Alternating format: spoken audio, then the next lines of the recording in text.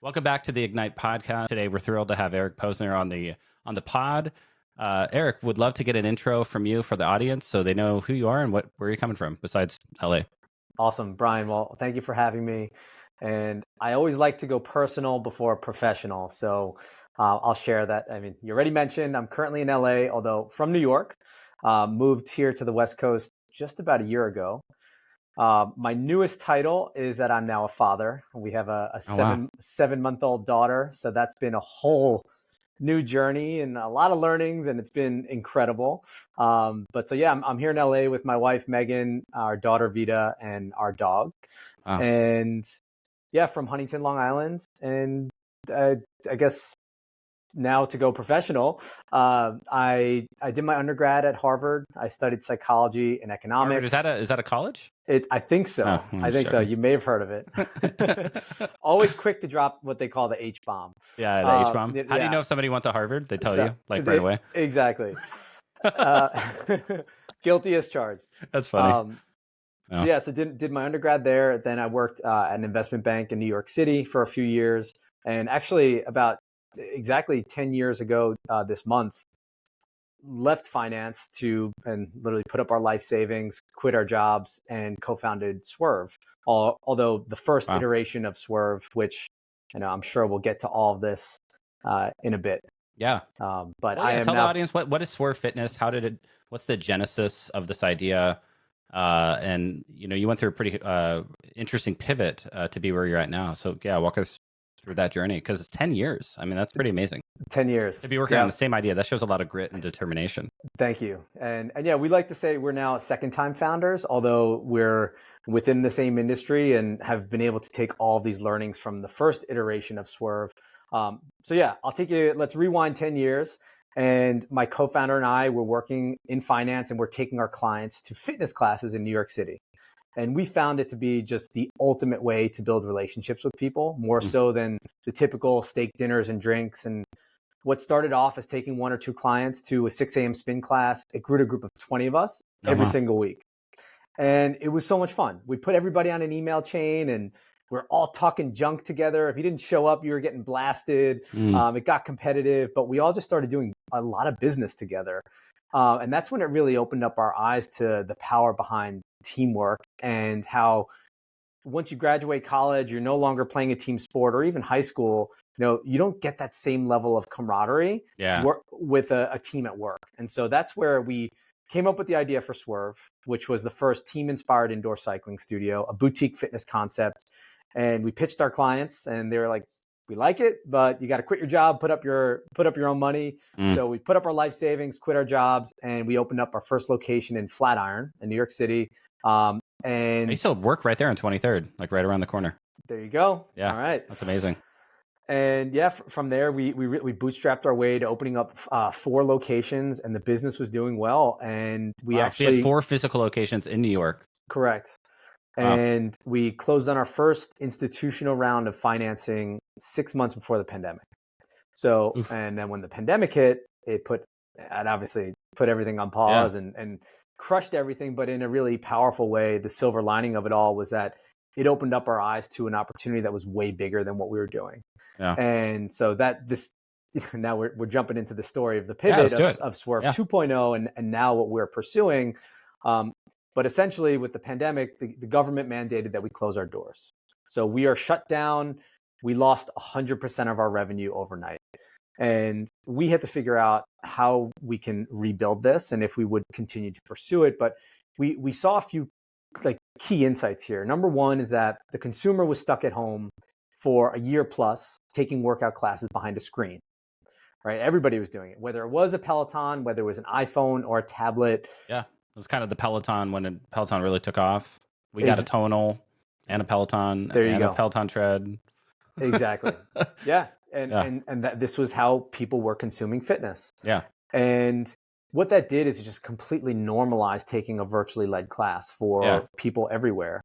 And having operated our gyms, it's about 7 years that we're operating our own studios. We knew firsthand the challenges of scaling top talent.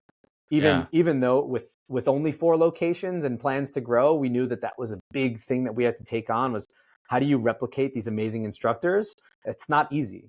Then the other part is when, Well, not only that, but they can only teach a certain number of classes per day because I mean they're working out with you, correct, and it's tiring. I mean, you can do like what, 3 or 4 classes probably, and you're spent, even if you're in the best shape of your life. And then exactly. literally that's your job, and so yeah, you got to have, I don't know, you tell me like 10, 15 really top notch instructors per location, and that just starts getting hard to find those people. Totally. Really, it's really challenging. And especially in a service business, hiring, training, managing people, that, the complexities and everything just adds up, right? So, Yeah, so that was one thing. And then, another piece to this is with any retail business, when you're sitting on expensive real estate, it's like, how do you maximize usage of real estate throughout all hours of the day? And that was something that was a challenge for us when operating these studios. right. So A lot of dead space sitting there, just correct. unused. And Exactly. And so that's when it really opened up our eyes to, the pandemic hits, and then every fitness company out there was like, we need to get into the home. How do we do it? Right. And so everybody shifted their direction that way. Whereas we hit pause and we're like, the world's going to come back eventually. It's just a matter of when. And now that we're seeing these changes to the consumer, how do we fix these issues that any brick and mortar business was experiencing? And so the vision then became, how do we combine the digital with the physical worlds of fitness? And we took this idea to one of Peloton's co-founders, a woman by the name of Marion Roman. And she was like, guys, this is the future. Like, let's go. yeah, So now it's been almost 2 years that we've been working on this new concept and building out technology and really we're at this exciting inflection point where things are really about to explode, where now what we do is we partner up with gyms, universities, corporations, hotels, country clubs that have dead space. And to start, so cycling is actually the first sport in our product suite. yeah, So the low hanging fruit for us is going to a gym that already has a cycling studio, right. and they'll put up a big screen TV or a projector at the front of the room. Yeah, And which is pretty affordable nowadays. Like projector, what, $1,000? Good, exactly, $2,000, and then the screen another 1,000. Pretty affordable stuff. on average, you're talking like 2K per location. Wow. So, and then we built out a tech stack, And the gym itself pays for that. the gym pays for it. Yeah, Yep, right. exactly. Then we built out a tech stack. It's literally in like the size of a shoebox. So we give them this shoebox, they put it in the room. We can then tap into any piece of equipment they already have. So they don't need to buy new bikes, right? We pull the data off of their bikes. And then what you're seeing up on the big screen is you're seeing our instructor that's getting streamed in. And the data that surrounds it is all real time. We turn each location Yeah. into a team, and you're competing against all the other locations around the country in real time. It'd be really cool. I'm kind of putting you on the spot right now, and I've never done this on a podcast, but this is a video podcast. Is what if we just showed what it looks like? So anybody watching on YouTube or Spotify or wherever later could see real quick what this looks like. I would love to do that. And I can bring that up right now. Okay, so here it is. So what you're looking at, this is one of our existing partner gyms. So here's the cycling studio. They already have it, right? We put up that big screen TV up front. That's our instructor that's getting streamed in. Then, as I mentioned, we pull the data off of the bike remotely. So nothing has to actually sync into the bike. And the way we package it is then each location has a score competing against all the other locations in real time. So that's what you're seeing here, right? The instructor is pointing to, so these are locations in Chicago, New York, California, Long Island. And then underneath, a bunch of concurrent classes on your platform running in all these different places. Exactly. At the same time. Yep. And so the way that we do it is we'll go to a gym and we'll ask them what time they want to put classes on the schedule. But the only thing that we require is that they do it at the top of the hour. So for instance, if that's a 6 a.m. class in LA, that would be the 9 a.m. in New York. Right. So when that class starts, if somebody shows up to that studio in LA and in New York, then their location pops up as a team. Nice. Now on the bottom, we have this ticker that will give individual shout outs, and we're constantly updating the algorithm there to make it even smarter to call out different things based on usage, and whether it's calling out, hey Brian, like this is your first class, or Brian, you're on track to hit your PR, like keep pushing. Right. There all of this data that instructors now has this list of things, these shout outs that they should do to motivate the class participants. Is there a cap to how many class participants per instructor? So the beauty of the model now is that, so this is actually a pre-recorded class that can run on the hour every hour, but the data is always live. And so Nice. this was actually one of our big hypotheses to start. It was, we thought that every class needed to be a live streamed class. And that's how we started. And that was Yeah. actually very expensive to Yeah. deliver upon. And when we got into Techstars, which we joined their program earlier this spring. So that was the spring of 2023. They really pressed us on this. They were like, you don't know for sure that you need to be doing these live classes. Although the data that you're seeing Right. is really positive, let's test this. So they really pushed us towards building out more Even more technology. asset light. Yeah. Correct. Exactly. So then we flipped that switch. We reduced our cost pretty dramatically. We built out tech to support it, to make it feel live. And now you got a true kind of Peloton-like, tonal-like kind of experience where you've recorded this, and I'm doing tonal classes from clearly 2 or 3 years ago. I could tell it's in the old studio and stuff like that. But yeah, you can record this class, and you can kind of keep re-recording it until you get it right. Exactly. So yeah, that was actually a big change that we made about 7 months ago. I got a true consumer B2B to C kind of SaaS model where it's, you know, a little higher upfront cost to get it all working, all the software and the recordings and exercises, but once you have it right, it's just an infinite margin. Just keep charging more and more gyms for it. You hit the nail on the head. and the beauty of it when selling into a gym, we now have, I mean, we charge them, it's a monthly licensing fee that's way less than what they're paying to operate their own studios. And we're also taking these operational headaches off their plate, right? That TV turns on and off automatically.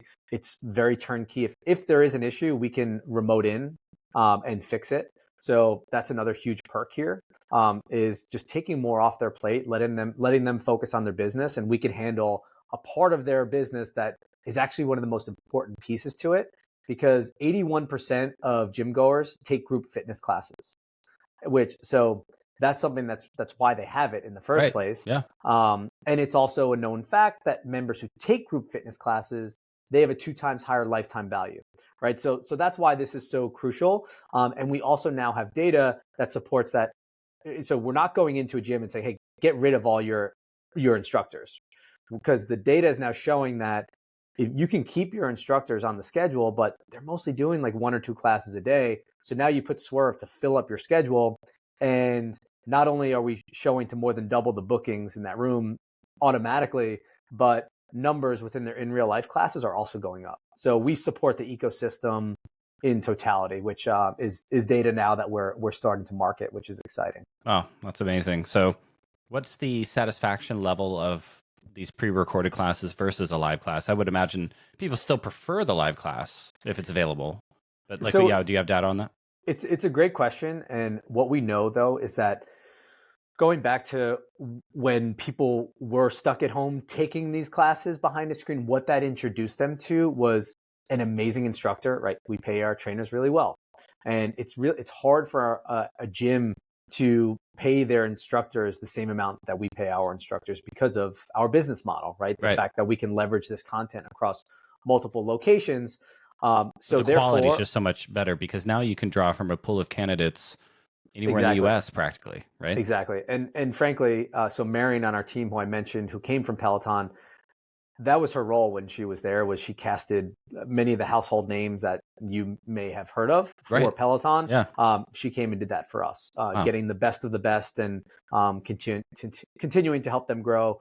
But then also not only are they guaranteed to get incredible instructors, but then all the technology components that come into play, like that you can't get when an instructor is teaching a class, right? Like, as I spoke to earlier, all of those shout outs that you're seeing up on the screen that are individualized, make it highly personalized, that technology can add, that just make it more engaging for each individual, that one person teaching a class cannot, they can't do that. Right. So there are pros to that experience. But then of course, when you have an amazing instructor in the room, they can build community in a powerful way as well. Yeah. And then is there a mobile app component as well? So I download the Swerve mobile app. Is it white labeled? How's that work? So actually, no, at least not yet. Mm. That said, I'm not convinced that we need a mobile app, because the way that and going back to having been in the operator's shoes for 7 years and knowing that like we needed to limit as much friction as possible for getting in. And so instead of having to do any form of integration with their backend systems, because each gym has a different one, we smack a QR code on the bike. So the member will show up to class, take a picture of the QR code. It prompts them to enter their name and email address. So it's all web-based. So they enter their name and email address. So now we know that Brian is on bike 20 in Burbank, right? And so that's how we can call you out, but we can also send you your stats after class, and then you can go to your profile and engage with your data and metrics. But it's all web-based. Wow. So how's it going so far?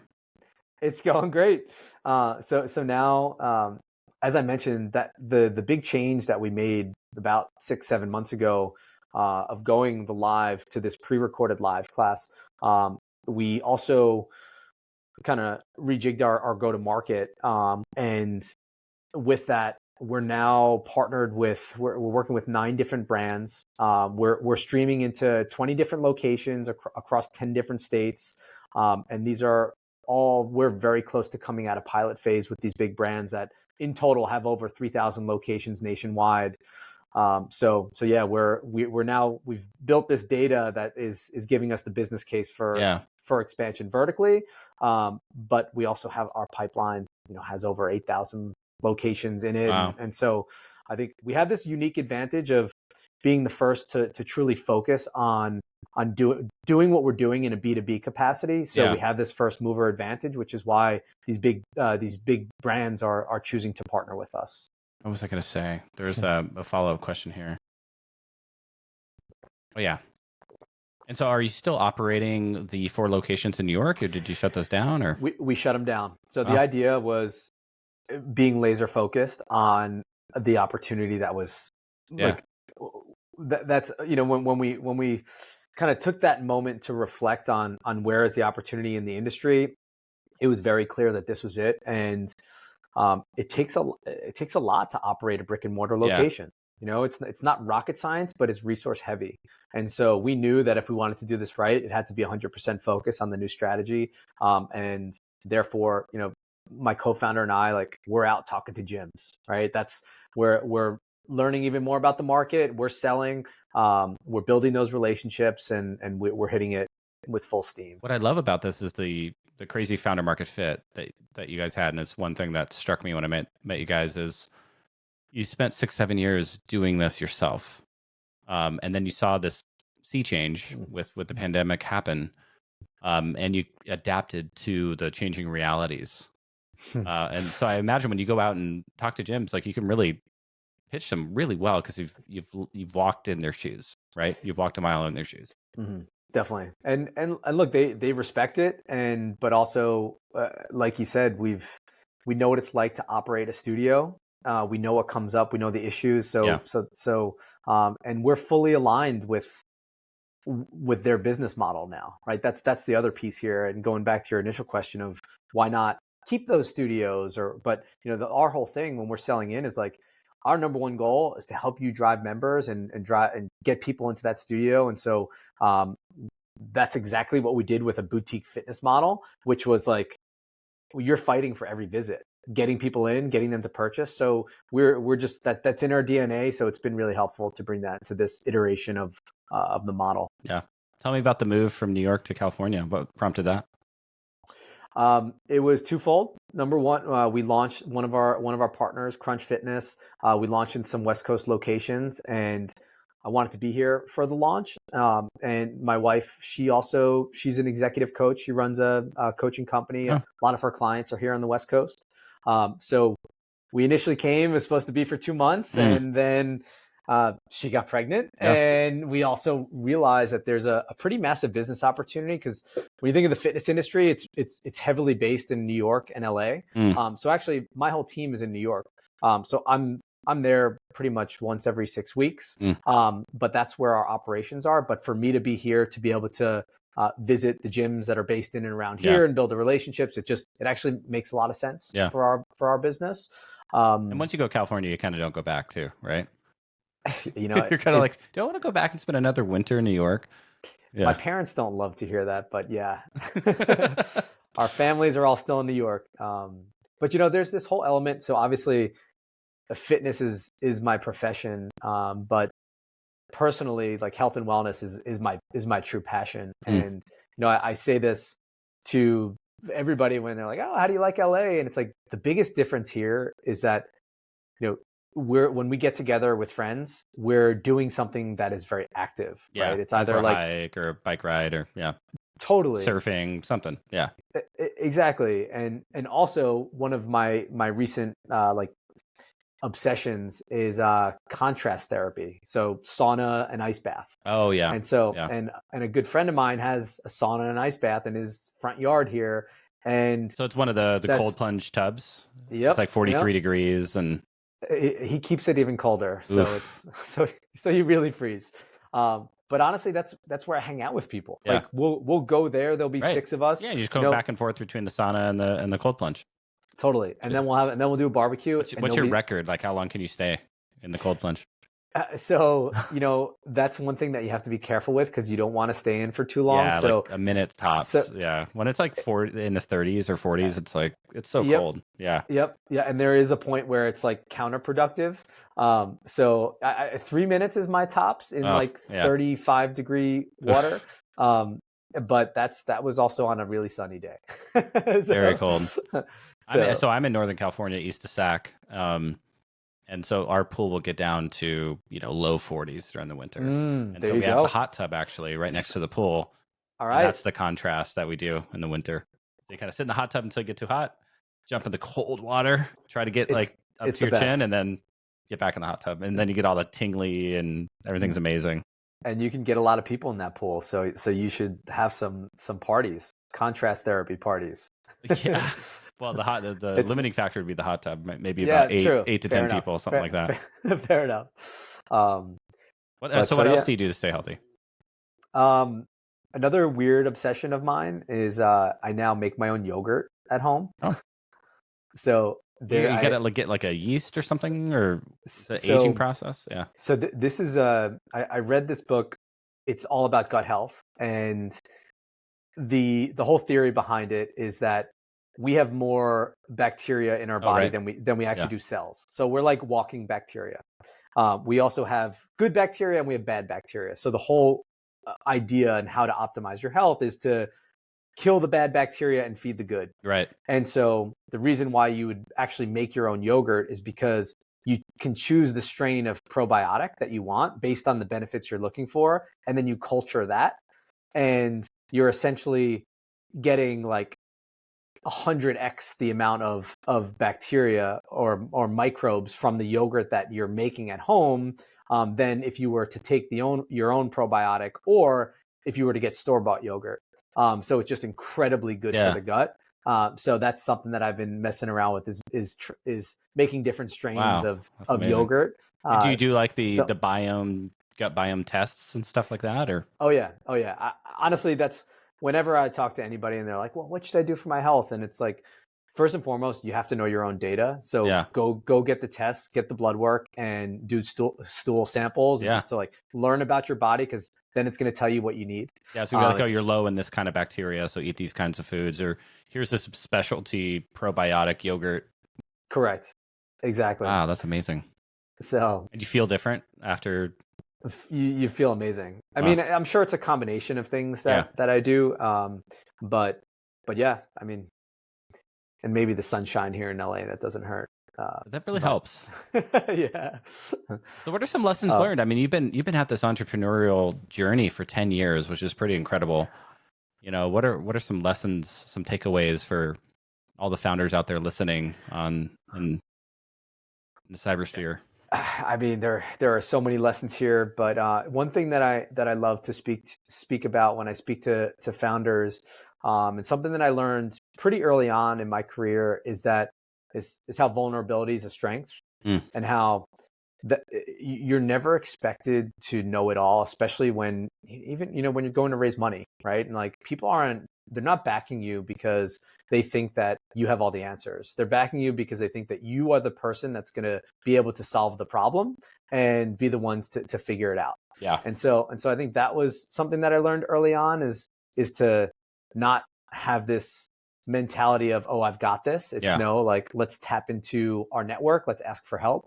And really, like, entrepreneurship's a team sport. And so you really need to surround yourself with people who are going through it together and learn from them. So that's kind of step number one. Ask for help, surround yourself with great people. Why we called our venture fund Team Ignite in the first place.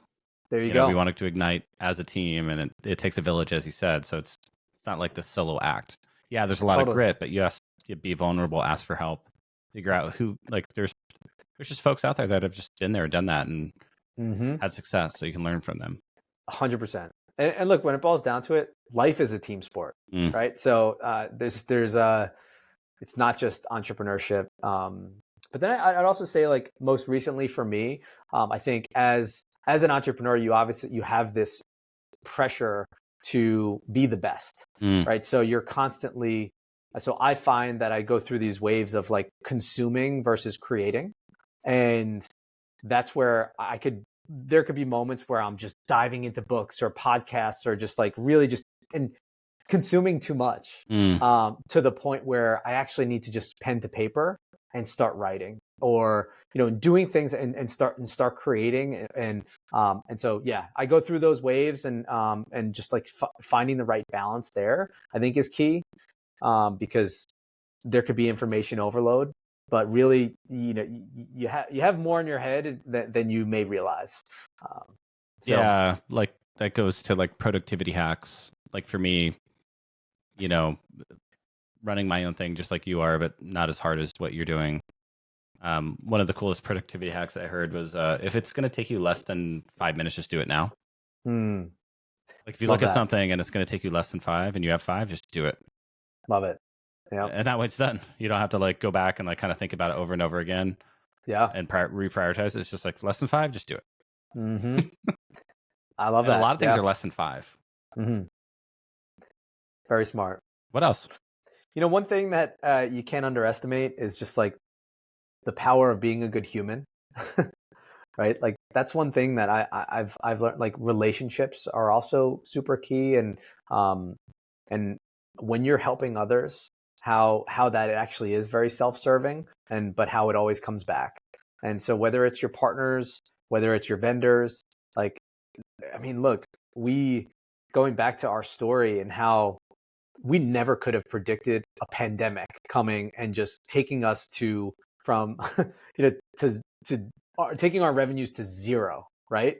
So there were a lot of calls that we had to make to our vendors, to everybody, to try and work through this together, to not run out of money. Yeah. Right. And I think because we had built these relationships and how we had handled them over time allowed us to get to where we are today. And so, that's something you can't underestimate. Yeah. I guess another key lesson is around how you deal with failure. And I think this is something just, playing sports that had really taught me from a young. Well, I want to ask you about that. That was going to be my next question, but yeah, tell me. Okay. All right. There we go. I'll just lead the witness. So my son actually just enrolled in lacrosse, and I noticed that you played lacrosse. So tell me about that and learnings from that, and any advice for a parent of a lacrosse player. Love it. Awesome. So, I mean, I could talk about this for hours, but just, like, the power behind sports, right? Like, all of the lessons that it can teach a kid. But first and foremost, it's like, when you're a kid, you have no idea what you want to do with your life, right? Like, they ask you in kindergarten what you want to be, and we all want to be astronauts, but not really happening. I didn't figure it out until my 40s.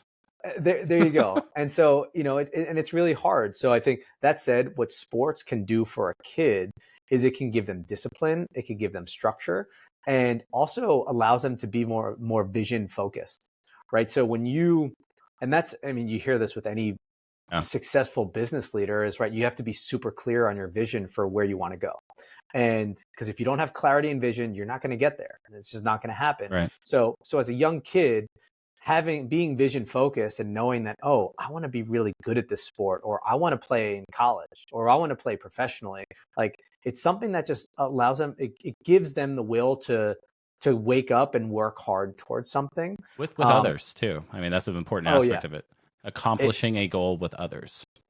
So selfish. I mean, And being unselfish. a little Yeah. plug here. That is really the whole reason why Swerve is this team-based concept where you have locations competing against one another because of the fact that when you have a group of people working towards a common Yeah. goal, it creates I'm not gonna let camaraderie and Burbank beat connection. us. Right. There you Burbank. go. And that's something that's really unique as human beings. So now going back to, in sports, when you're working with a group, like the relationships that you build and working hard towards that common goal, like it really is super powerful. It Yeah. teaches you about leadership. It teaches you about teamwork. But so yeah, I think that really guided me to I very like I don't know why I made this decision when I was young, but I made the decision early on that like I knew that I loved playing sports, but I knew that I wanted to use sports to get into the best college I possibly could, and that became the vision. And I didn't know where I wanted to go. It's just like get into the best. If you're a good lacrosse player, I would imagine you go to the top of the list at Harvard. Well, or any Ivy League, right? Because it's like a smaller pool of people. Yeah. I mean, I appreciate that and I hear that, but it's also, I mean, candidly, it's not the best lacrosse school, So you could. So they need good lacrosse players. So true. But you may say like, I'm good at lacrosse. I want to go to a school maybe that has a better program, but, not as strong academically. And so I think for me, it's just like that became the vision. And that's something that I worked towards. And I think that that's ultimately how I ended up there, was because I had that vision early on. And so, going back to like how that's so relevant to career and to building a business is now it's the same thing, right? It's like we've got our vision for where we want to go. We've got it super clear. Here's the play we're going to run. Totally. This is your role. That's your role. I need you to cut there and kind of swing that way. And we're going to get beat up on a daily basis, right? And like, but you learn how to bounce back and persevere and learn from your mistakes. And ultimately that's what that sort of resilience muscle that you build is what I think, is how people end up being successful. Yeah, I love that. Yeah, and I'm still playing basketball in my 40s, and I had a game last night, and I have a game tonight, and I'm still out there on the field accomplishing goals with. Love that. Yeah, 40-something men that shouldn't be playing have no business being on a basketball court. What's your what's your game like? Are you an outside shooter? Are you Oh man, I'm not much of anything anymore. Like mid-range wide open jumper. That's like kind of like the only thing. I can't drive anymore. Like my 3-point shot is like declined precipitously in the last 5 years. It's like everything is just, but I love to play. But and you feel amazing after, I'm sure. Always. Yeah. Yep. Well, let's switch to a rapid fire round. Are you an early bird or a night owl? So I'm an early bird, but not too early. So it's funny. I saw this quote recently that if you're a billionaire, you should tell your rivals that waking up at 4 a.m. is the key to success. Because you burn them out. Yeah, exactly. Yeah, they'll be waking up. Okay, that billionaire said it, so I got to do that. Yep. So I'm somebody hilarious. who I need my sleep. And now with the baby, that obviously got crushed for the first 4 months. Yeah. And fortunately, now we're in a good place. So knock on wood. Dr. Sears method. But all right, I'll look into that. Bye. Like it's basically like have fun crying because okay. You need to. I have 3 kids, so all right. Yeah. On the second one, I was like, I'm not doing this again. You're gonna just have to deal with it. There we go. We're gonna have to talk about that after. I'm definitely a night owl. I'll stay up late. And my wife is nice enough to let me sleep in, which is great. But our kids are much older now, so.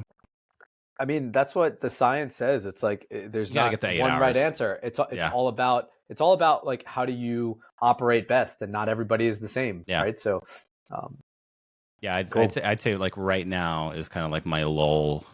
It's like middle of the afternoon as we record. Favorite book on business or leadership? My favorite book is probably Principles by Ray Dalio. Oh yeah. Great book. It's kind of like a big Bible that you can constantly refer to. Although recently, and I don't mean for this to compete with your podcast, but podcast recommendations are welcome on this okay. podcast. This podcast, nobody's listening to it anyway. well, hopefully we can attract a few people. If somebody runs across this podcast, please run away. No, I'm just joking. But. Are you familiar with the Founders podcast? Yeah. Okay, so I've been like loving it, and just like being able to hear the biographies of all these successful people, and that's something that I think Tim Ferriss mentioned that in one of his books early on, of like, you want to be the best entrepreneur you possibly can be, like learn from everybody else who's been there before, and like read biographies. And I'll tell you something funny too. Is like I used to hate podcasts like 10 years ago. Even 5 years ago, I was like, why would I listen to a podcast? I'll just go read a book or read an article, or listen to an audiobook. And then I slowly realized that technology is progressing so fast that any book I read, and I've read a lot, I've read hundreds of books that probably, or listened to lots too. Like most people, I had the 2-hour round trip commute. So I would just chew through books at 2x speed, right? And it got to the point where I was like, well, I've kind of like heard most of everything, and like all the really interesting things are actually happening right now, and kind of want to be talking to people right now. That's what I like why I like being a VC, is I get to talk to really interesting people like you, building stuff right now in a new way and with new technologies, right? And so if you write about like a book on fitness and technology, like it's already out of date by time you read it. It's at least a year or two out of date. So I'm a podcast fan.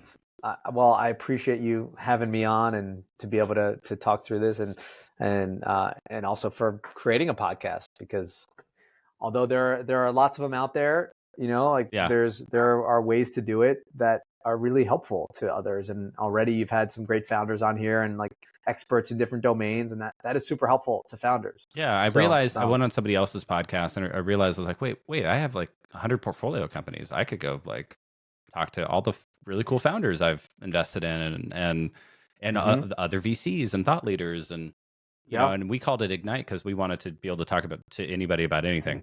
It won't be just founders and VCs. It'll be somebody who published this really interesting AI paper, or a meditation expert, or a nutrition expert, or yogurt. Did you ever think you'd have somebody talking about who's yeah, exactly. People think I'm weird when I say that. I think that's cool. Yeah. I love that. I want to look into that. You have to send me the details on that. I definitely will. So what's one habit that contributes most to your success?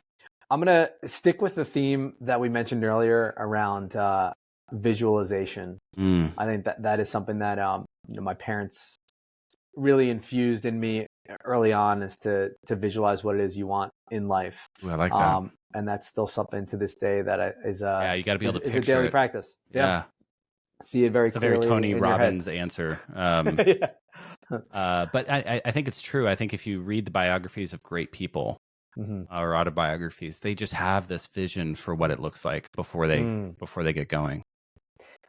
There's some really, I mean, I won't get into it now, but there's some really interesting science now that's starting to come out about how like with quantum physics, and how actually your thoughts create matter. So yeah, I won't dive into that. No. Let's go there. I love it. Okay. Yeah, the secret and what the belief do we know, and all that witchcraftery. No, I love that. Like, well, we're all part of this like universe, right? And the universe manifests itself in weird ways.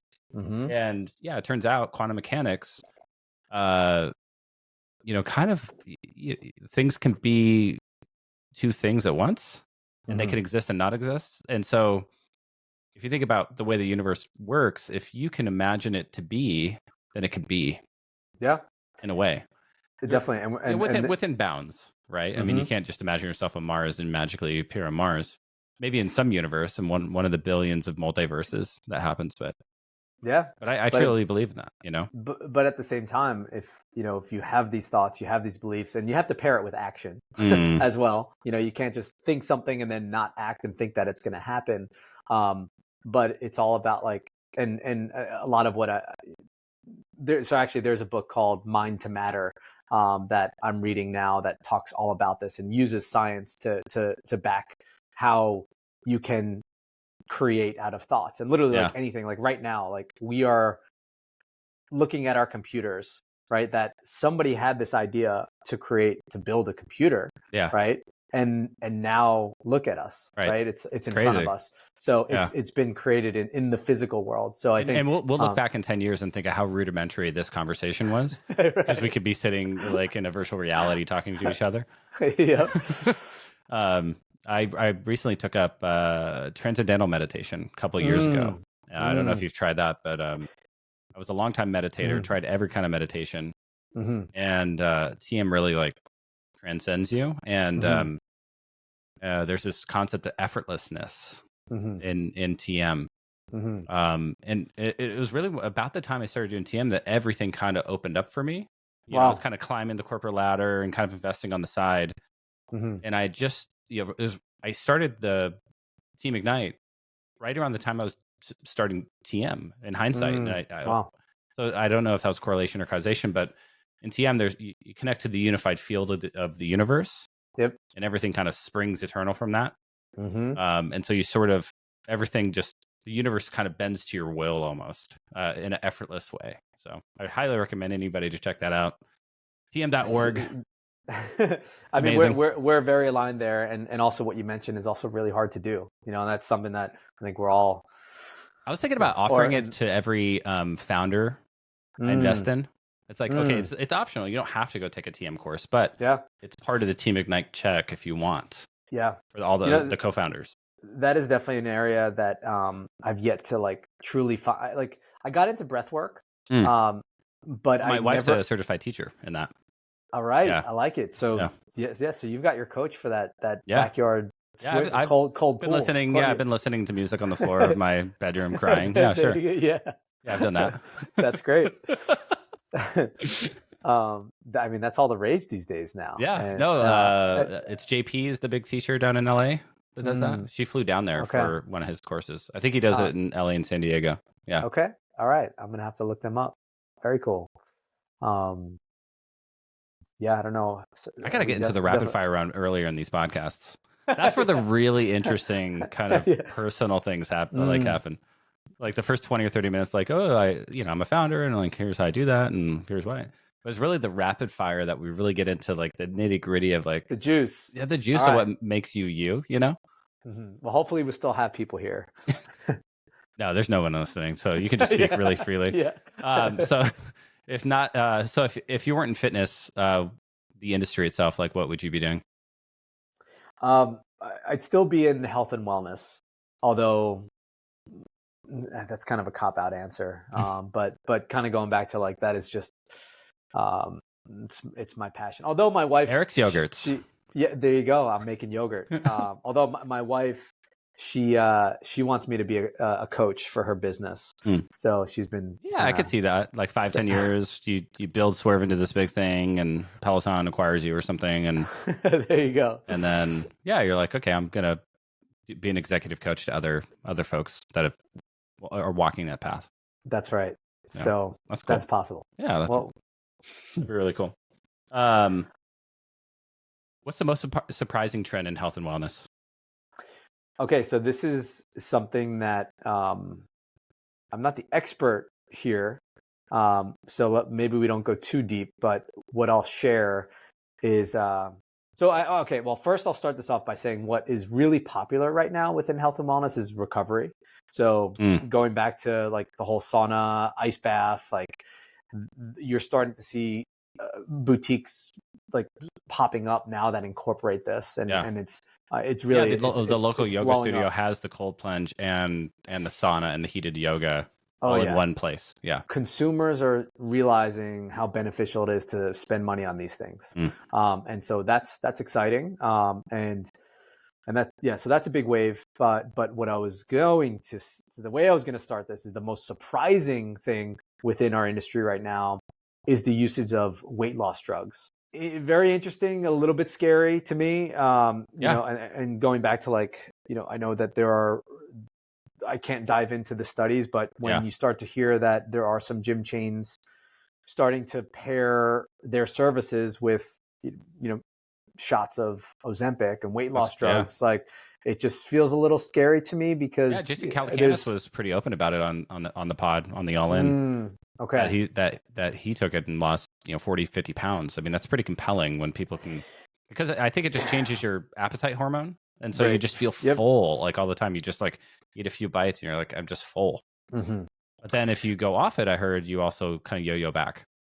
Exactly. Yeah. And so that's why, just in life, I feel like there's never a magic pill. So Mm. that's what scares me.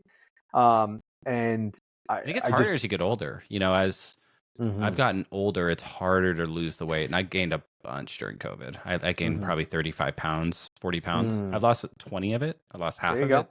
There you go. But still, like that other 20 is not coming off. It's just Hmm. like I play basketball 2 or 3 times a week. I'm eating well. I do the 8-hour window. I do weight Hmm. training. Just not coming off, Hmm. Yeah. Have you like gone deep into, um, like doing all the tests, seeing your biomarkers, your I hormones, all that just stuff? did that with Life Force. Okay. So my wife Renata is listening to Life Force. This is Mm. Tony Robbins and Peter Diamandis and one other Hmm. guy. Like a 20-hour audiobook. Hmm. She's like, "Oh, we got to do this." I'm like, "All right, cool." Except I went out and had beers and watched a basketball game and ate a bunch of fast food the night before. So I'm really anxious to see what my blood work comes back at. Yeah. Might be a little He's skewed, like, "You but should be yeah. dead, Brian." Like, what? Yeah, yeah. Well, they say you're supposed to test every 6 months, so I will definitely if it comes back retest. that you're actually clinically dead now, Yeah. maybe in 6 months that won't be the case. Just not a day after like I go to a Kings Warriors game with basketball friends. That would be great. There you go. Yeah. Well, this has been fantastic. I mean, I feel like we could talk for another hour, but thank you so much for coming on the show. I really enjoyed it. Thank you, Brian. Thanks for having me.